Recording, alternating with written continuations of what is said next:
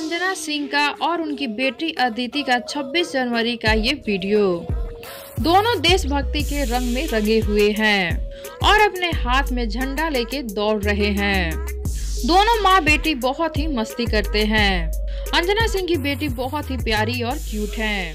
अंजना अपनी बेटी से बहुत प्यार करती हैं और उनकी बेटी भी उनसे बहुत ही ज्यादा प्यार करती हैं। ये जो वीडियो है ये 26 जनवरी के दिन का है। देखिए दोनों माँ बेटी झंडे को लेकर कैसे मस्ती में दौड़ रहे हैं।